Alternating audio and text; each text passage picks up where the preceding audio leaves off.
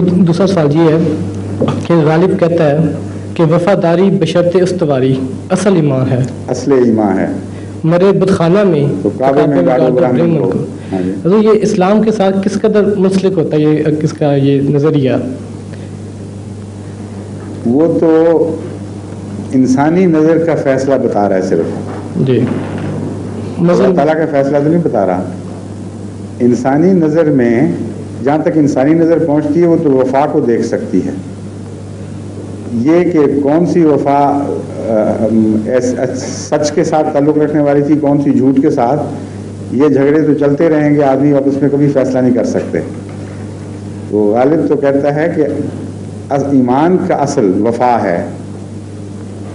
اس لیے جو شخص اپنے ایمان کو وفاداری سے ثابت کر دے، جہاں تک ہم لوگوں کا تعلق ہے ہمیں کوئی حق نہیں کہ اس پر کسی قسم کا ظلم کریں، زیادتی کریں، اس کو حقوق سے محروم کریں، کیونکہ اس نے ہر حالت میں اپنی وفا کو سچا ثابت کر دکھایا ہے.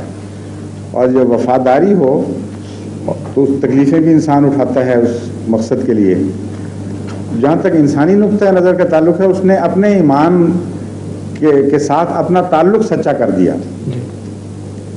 غالب کہتا ہے کہ میرے نزدیک ایسا شخص جو صدق کے دل سے کسی ایمان پر قائم ہو، اگر وہ بت خانے میں بھی مر جائے تو اس بات کا اہل ہے کہ اسے خانہ کعبہ میں جگہ دی جائے، کیونکہ خانہ کعبہ کی بھی بنیاد وفاداری سے اوپر ہے.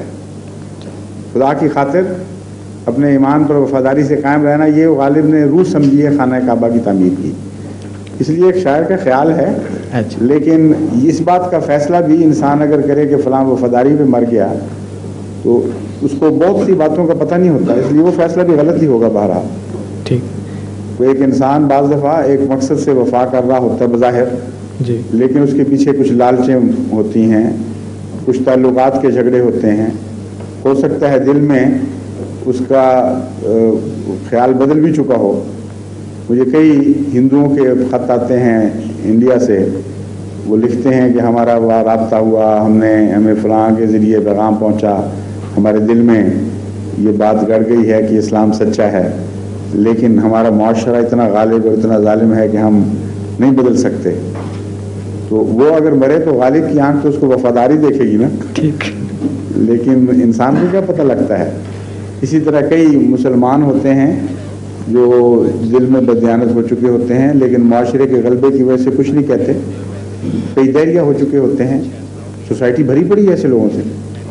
تو ایک شاعر کی آنکھ تو ان کو وفاداری پائے گی، لیکن یہ بات نہیں ہے. وفا کا پیمانہ بھی ایسا ہے جسے انسان نہیں جان سکتا، اللہ تعالیٰ ہی ہے جو بہتر جانتا ہے کہ کون کس حالت میں جان دے رہا ہے. اسی لیے خدا تعالیٰ نے اس مضمون کو دعا کے طور پر ہمیں سکھا دیا. ربنا وتوفنا مع الابرار، یہ نہیں فرمایا وفاداروں میں جام وفات دے، یہ فرمایا کہ یہ دعا کیا کرو ربنا توفنا مع الابرار، اے اللہ ہمیں ایسی حالت میں وفات دینا کہ تیری نظر میں ہم نیک لوگ ہوں، اچھے لوگ ہوں. اس لیے اصل نقطہ تو قرآن کا ہی نقطہ ہے، باقی تو شاعرانہ چٹکلے ہیں صرف. جزاک اللہ.